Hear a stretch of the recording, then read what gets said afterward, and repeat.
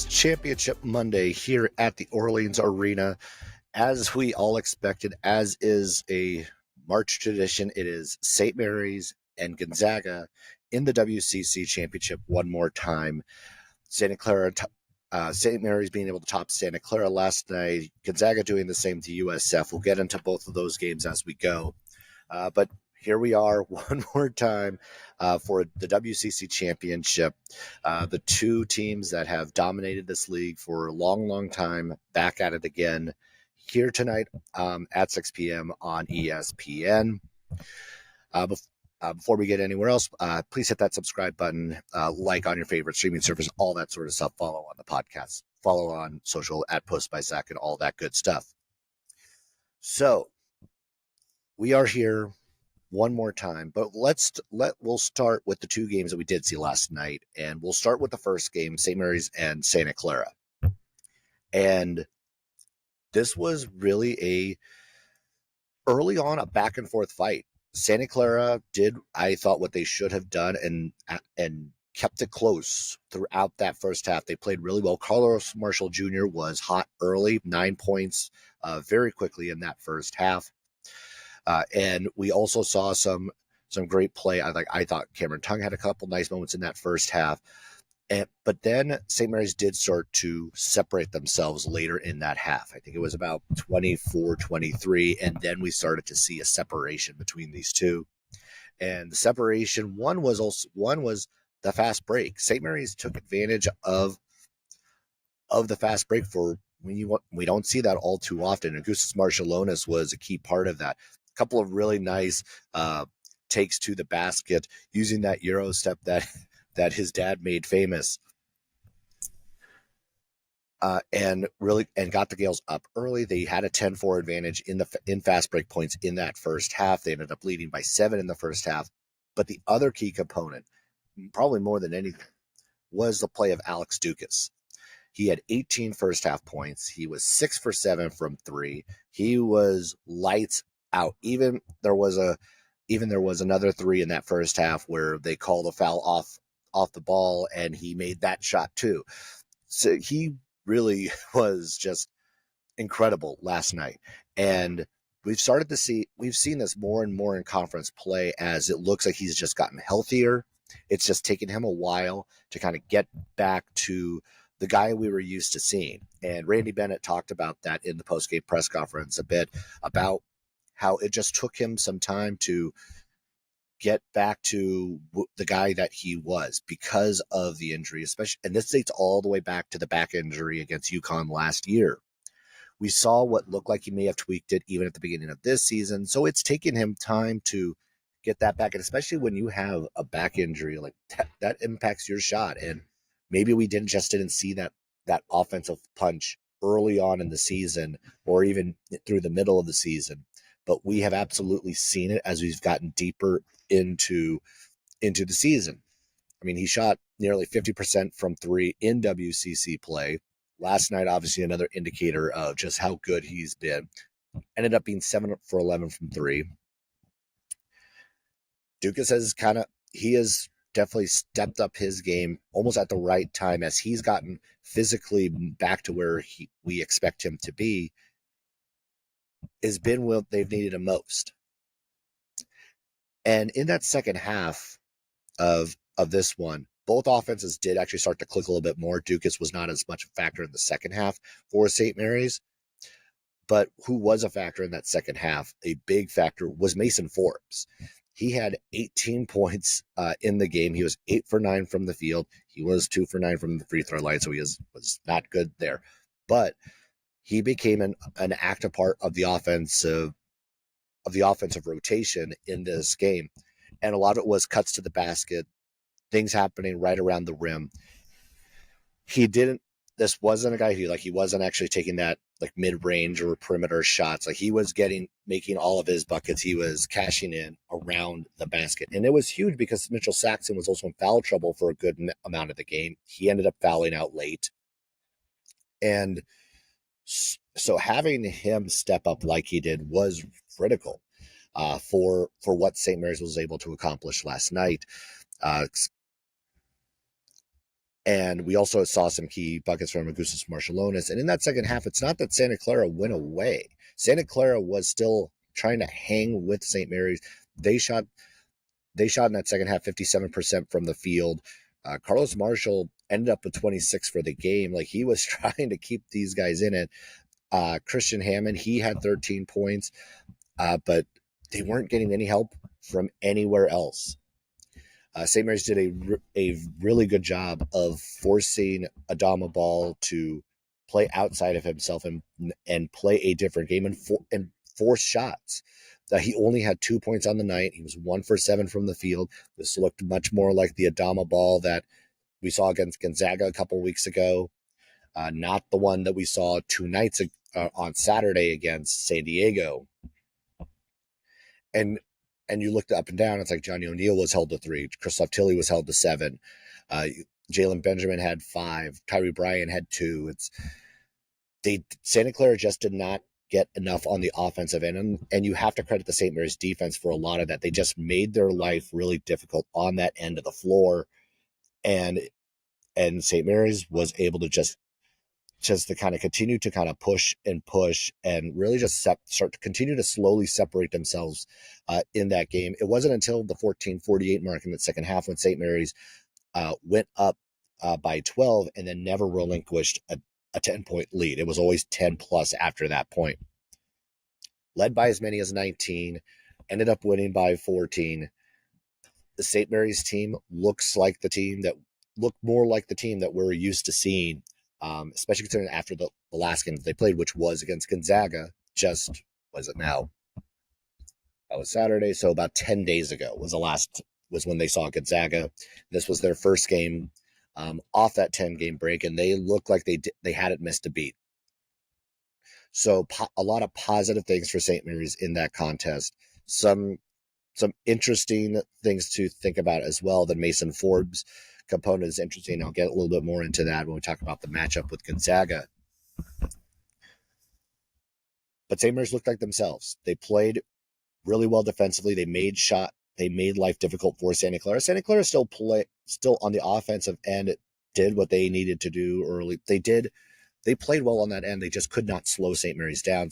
Santa Clara shot 47% from the field for the game. But St. Mary's shot 53%, and it was really the points in the paint that really was the big difference in this one, 42-26, and this is what they do. This is part of just what their DNA is. They attack the paint, they get second chance points. They had 11 offensive rebounds in this one. It was 18-4 in that second chance category. And for Santa Clara, as they wrap up their season, I mean, you can kind of go back and forth on this one of like this Santa Clara team was good. They had a lot of really special moments in this year. You look at what they did against Oregon. You look at what they did against Washington State. You look at their win against Gonzaga. They have moments, but they just could not put it together in some of these other games. You drop a game to San Diego. You drop a game to the likes of Portland. You lose to Cal. You have some of these weird games that kind of push you back a step after having some of these great accomplishments. So the Santa Clara team has a lot of, it's going to be very interesting going in the next year. You lose Carlos Marshall Jr., you lose Francisco Cafaro, but outside of that, this team, assuming no transfers, should look very similar to this past year, and another year of growth, another year of development. This is going to be a fascinating group to watch going into next season. And yes, Adama Ball, there is rumor that like he could end up jumping to the NBA draft. That is still a possibility. I expect him still to enter the draft no matter what, and just at the very least, it's going to be see what his stock is, where he stands. And my guess would be if he's predicted mid-second, late second, that he would return. But if he's anything higher than that, I would say there's a very good chance that he goes. But we also know that Coach Herb Sendek has done a very good job the last few years of being able to just replenish the well there in Santa Clara. So I expect them to be back. I expect them to be back in the mix in that top half of the WCC a year from now. Yes, Washington State comes in. Then we'll have to factor all of that in as well. But the Santa Clara team, in my opinion, they'll be back. They'll be back in a similar position next year. But a couple of just the health, they had health concerns late, inconsistencies, the turnovers, all those little things. The Santa Clara had a good year. They had 20 plus wins again, and you cannot overlook just the things that were accomplished by this squad. All right, so switch gears to Gonzaga and USF. And this first half looked very much like the first half we saw at Chase Center. USF played well early, got some great contributions from Malik Thomas, from Marcus Williams early on in that contest. They looked like they at one point had, I think it was like a 5-6 point lead in that contest. Actually, I think it even got up to 8 at one point. But then Gonzaga started chipping away, and closed the half, the first half, really well, as they did at Chase Center just last week, 2 week and a half ago. And after all it was said was done, USF playing really well, playing Gonzaga toe to toe and everything like that, having an 8 point lead at one point. Gonzaga led at the half by 1. After all of that, it was Gonzaga by 1 at the half. And I looked at that. I was looking over at a couple of people, and I'm like, oh no, not again. It looked like a repeat. I thought I was watching the same game, or at least a similar game. They did a much better job on Graham Ike in that first half. They really did have a game plan to force other people to beat them. And early on, that was Anton Watson. It was Ben Gregg, who were the guys who really stepped up and filled that void. Ben Gregg had 17 and 11 in the game, 5 for 9 from the field, incredibly efficient. I mean, he was just everywhere last night. I feel like every loose ball he was there for it. Every 50-50 ball, Ben Gregg was there. He had a great night last night. And then we walked into that second half, and Gonzaga starts to go on a run. Not quite the one that we saw at Chase Center. USF did have its moments where it was pushing back, but Gonzaga kept extending the lead. And with about 11 minutes to go, it was 19. And at that stage, you're like, it felt like it was a wrap. And it felt like it was a wrap early in that second half because we were watching the same script all over again. USF just did not look like themselves. They could not stop Gonzaga in that second half, is more to the point. Gonzaga shot 62% in that second half. They were 7 for 10 from 3. Nolan Hickman, once again, had a great second half against the Dons. Finished with 20 points, 6 assists. Ryan Nembhard also was really good in that second half. He finished with 16 points and 12 assists. And it just looked like USF could not find the answer for the Gonzaga offense. And we know the Gonzaga offense has been one of the most efficient, if not the most efficient offense in the country over the last, month and a half. And looking at that game, it was a total repeat. It was copy paste from the Chase Center game to here.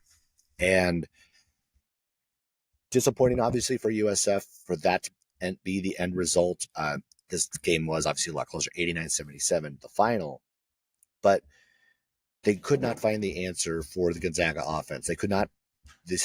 Their adjustments at halftime did not allow them to kind of get over that hump. And it feels like that's been the story for USF all year long. They can't get over the hump.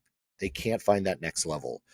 The number of close losses, which I have kind of talked about over and over and over again, about how USF just cannot find a way to win these big games. Utah State, St. Mary's, Gonzaga, Boise, Grand Canyon, all these teams who are going to be tournament teams, or maybe not Boise State, but the rest of them that are going to be in that, are already locks or close to being the lock. They need to find that extra gear. They need to find who's going to be that, how to close the halves, how to close these games out.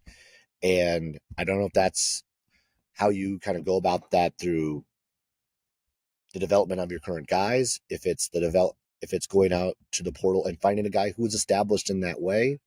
But this USF team is largely composed of guys who should be back. Josh Coonan is the one senior you look at. Josh Coonan and Mark Ovetsky are the two seniors. So you have a couple of role players who are going to be missing, but the core of this group, the group that's going to make a difference in crunch time, should be back. Assuming no transfers. And I think the transfer portal is going to be interesting this year with the NCAA making a little bit more of a stance on 2-time transfers. And USF had a ton of transfers. Santa Clara the same way. That's why I kind of think like they're going to hold these pieces together a little bit more. This USF squad is younger. Like the entire starting five should be back. And that is going to be a huge lift for what they have going into next year. Marcus Williams and Malik Thomas in this game. I mean, they were great. Like they did exactly what they needed to do. They have 39 combined points in the game against Gonzaga in the semifinal. You should have Duito Newberry back. You should have Jonathan Momo back. You should have Ryan Beasley back. Mike Sharrow-Jump should be back. There's a lot of these pieces should be returning, and another year of growth, another year of gelling with this group will be fascinating to see, because I think they are capable of taking that next step. The talent is there. It's just a matter of finding the tweaks here and there that are going to allow them to take that next step. I mean, for Gonzaga, so flipping back to Gonzaga in this one, I mean, I said, like, I thought what they had to do was just kind of continue to be who they are. And that's exactly what they were. Like they were great inside the paint. They were looking at the box score again. Like they ended up shooting 50% from the field. They actually did take more threes in this contest. They were 11 for 20 from three. So USF tried to kind of keep them out the lane, but Gonzaga was pretty efficient from the 3-point line. Ben Gregg 4 for 7, Nolan Hickman 2 for 3, Ryan Nebhart 2 for 3. The Gonzaga offense, this team is clicking, and they've been clicking for a while. We saw what they did at USF at St. Mary's a week ago. We go into the championship game with what looks like to be Gonzaga playing some of its, continuing to play its best basketball, and St. Mary's looking more like itself going into the contest on Tuesday. And it does bring us back to the game that almost is a damn near annual tradition of Gonzaga and Saint Mary's in the championship game for the WCC Championship. Gonzaga this is going to be their 27th straight appearance in the WCC Championship game, dating all the way back to 98. This will be St. Mary's' third straight trip to the title game. And obviously, as we know, they've been a regular in that title game since the conference has moved the tournament here to the Orleans. And it's been, I mean, still largely has favored Gonzaga in that matchup in this building. But St. Mary's has won 3 tournament championships in this building, 2010, 2012, and then 2019. So we know St. Mary's is capable of doing it. They were the 1 seed in the conference this year. They did beat Gonzaga in Spokane. And the one thing that St. Mary's, I think, still needed to figure out, because I don't know if they had quite done that yet, was how do you fill the void of Josh Jefferson? How do you fill his production in other locations? And I think we've started to see that more like with Alex Dukas and his play. Talked a little bit about that of like just how he is once he has gotten healthy. It kind of happened at the right time. He started getting more healthy as Jefferson went down, and he's been allowed to kind of step up and be more of that offensive firepower that they do need. And last night, they also found a way to get Mason Forbes more involved in the offense. They found ways to kind of like roll him to the basket, find him on cuts, find him above the rim. Like they found ways to really kind of get Mason Forbes and more involved early on in that contest. And that really helped. And that might be a formula that they might be able to use against Gonzaga. Because what you don't want is, and we saw this in the game of Moraga, is that they just kind of left Forbes out there on his own. And on the perimeter, if he's standing out on the mid wing, kind of daring him to take that shot. Now, maybe what you need to do is and kind of rotate it. It's like kind of have him slashing more to the basket. Don't let him just stand out there, because putting him in motion, I think, makes him more dangerous and makes him more of a valuable asset for the squad. Because that's what it looked like against Santa Clara. He was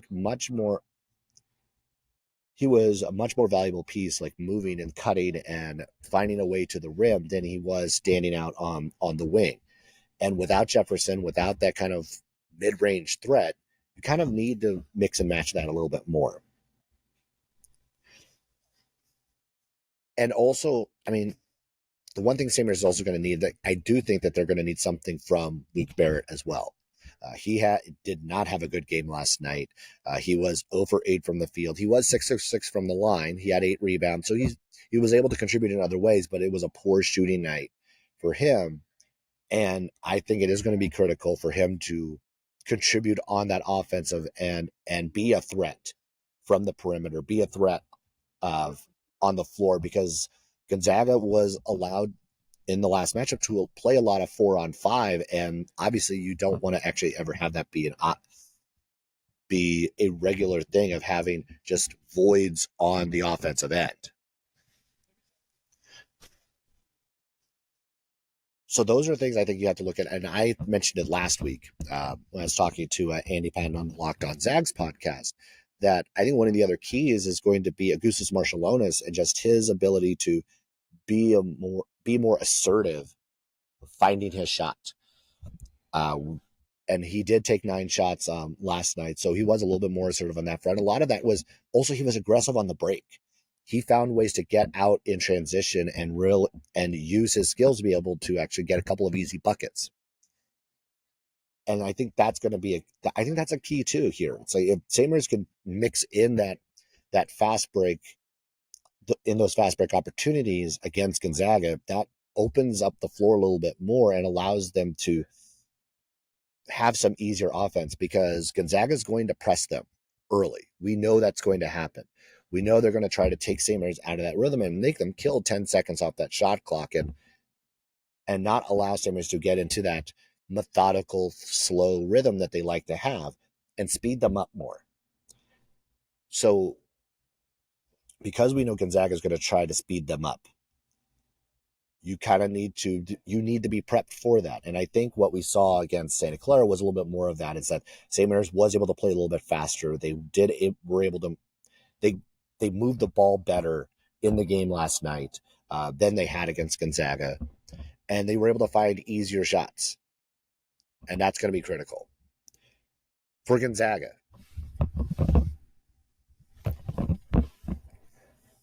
Ryan Nebhart has been, I think, the best player in the two games against St. Mary's.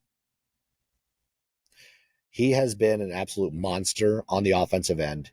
Remember, 20 points, 10 rebounds, all not 10 rebounds, 10 assists. Like that was the last game in Moraga, but he has commanded that offense. He has really kind of taken control of the games late in the game in Spokane, and then also really all game long in Moraga. He has been, I think, the best player for the Zags at those two contests. And I think it is going to be the challenge for St. Mary's to try to make it more difficult for him, because he is so good at spacing, because he's so good at finding angles. And there was one pass last night that he found Ryan Emhart cutting. Ryan Emhart found Nolan Hickman cutting underneath the basket in a really tight window, and that was one of the better passes I've seen him throw. It's like it was an amazing cut and finish. This Gonzaga team, like, he is orchestrating this to a T. Like, he is finding guys where they need to be. He's making them more dangerous because you cannot turn your back to him, because you never know when that cutter is going to catch an open pass at the basket, cutting to the hoop, finding him in rhythm. Ryan Emhart has gotten better and better and better at that as the season has gone along. I think so. He is the key for me for Gonzaga. The other key for me is going to be actually almost pressure, continuing the pressure inside on St. Mary's, because right now they are still a little shorthanded. You don't have, obviously we know about Josh Jefferson, but we also don't know about the availability of Harry Wessels. He was in uniform, but he did not play on Monday night. Who knows if that's going to be the same case for Tuesday? But that means that this is an incredibly small team if Mitchell Saxon gets in foul trouble like he did against Santa Clara. He only played 25 minutes. He fouled out in those 25 minutes. He had 9 points, 8 rebounds. So, but when he comes out the game, St. Mary's has no choice right now but to go small. Mason Forbes becomes your 5.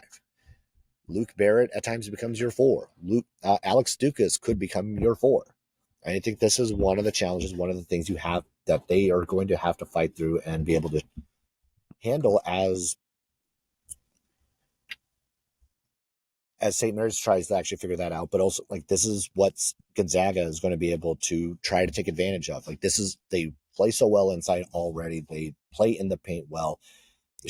Again, we can talk about like all the numbers of how efficient they are inside. If they get Mitchell Saxon in foul trouble, it could be a long night for St. Mary's, and that does impact his aggressiveness or whatnot as well.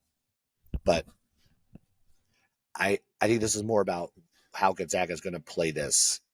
I know like teams don't necessarily they don't plan to get this guy in foul trouble.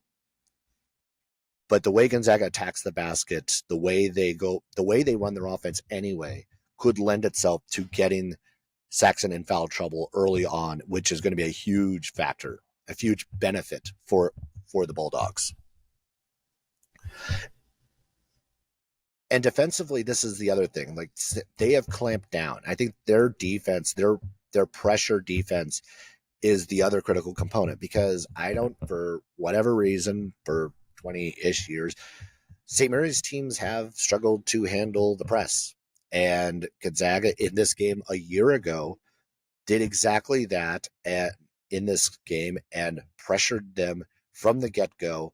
And this game got out of hand fast. The title game a year ago was ugly.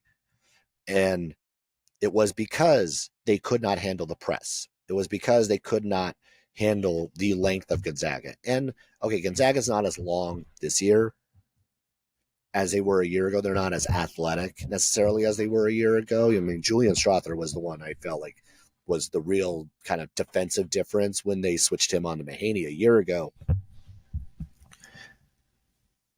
But this Gonzaga team is still very good in what they do. Like, they still make you take tough shots. They still force you into bad scenarios. How they play the press, how Gonzaga utilizes that, and I don't think they're going to play it. They're not going to play it all night long, but you're going to see a fair amount of it. You're going to see it from the get-go. You're going to see it late in the game. You're going to see it probably at the beginning of the second half. They're going to try to force St. Mary's into uncomfortable spots, and their success in that I think is one of the biggest keys in this ball game, because as we know, when it's efficient, when it works well, Gonzaga can run away with games quickly. And if St. Mary's is able to break it and handle it more efficiently, I think we're going to have a ball game. We're going to have a really good ball game on our hands.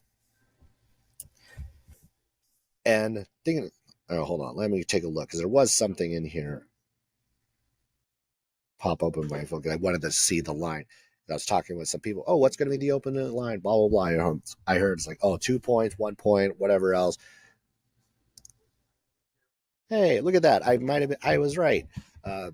So opening, the line this morning, at least on ESPN, is at 3.5 in favor of Gonzaga, which is actually about where I thought it would be, based on what we saw in Moraga just 10 days ago, based on the way Gonzaga has been playing overall, based on the Jefferson injury, all those factors. That line makes sense to me. I think we're going to be in for a good one. I hope it's a good one tonight, because you have a lot of guys like this. This is going to be the last WCC game for Alex Dukas. This is going to be the last WCC game for Mason Forbes. This is going to be the last WCC game for Anton Watson. And we have seen over the years how the seniors step up in these moments. I think last year too, Khalil Shabazz and the performance he put on against Santa Clara, because he just would not go home. And I think that's what we might see. I think we're going to see the seniors, though, the seniors who know we know are leaving for sure, step up in these moments. Anton Watson, a year ago, when we actually did not know if he was going or not, played a great title game. Like that was maybe one of his better games of the year in this building in the championship game. So I expect in this title game, the seniors, the Alex Dukases, the Anton Watsons, the Mason Forbes, to be the guys who are going to step up and kind of lead the charge in this game. I mean, looking around here, I mean, it's empty now, but this place is going to be packed in just a few hours. This place is going to be rocking. This place is going to be fun. And yes, it is Spokane South. It is a place where Gonzaga has won, I think it's 11 of the WCC championships to this point in this building. But as we kind of go through, as I wrap this up, you know what? I do have one thing to say, and I'm going to let my Saint Mary's out on this one. And it is, you know what? It is beat the Zags. All right. So I'm going to wrap it up. Again, one more time, be sure to hit the subscribe button on YouTube. Follow me on social media at Posts by Zach. Be sure to like podcasts on your favorite streaming services and all of that good stuff. It's Championship Tuesday. It is going to be a fun night, one way or another. And this is our final game, the WCC's final game before the NCAA tournament, before Selection Sunday. We know Gonzaga is in. We know St. Mary's is going to be in. It's just a matter of where they're going to land. And so this one is for bragging rights. It's a little bit for seeding in the tournament, but this one's for pride. And it's Gonzaga. It's St. Mary's. It's going to be a fun night. Thanks everyone for watching, listening wherever you're listening. Check in with me on all the things, and have fun tonight. It's gonna be rocking in this building, and at least for this one time, I'm gonna actually go and say it. Go Gaels.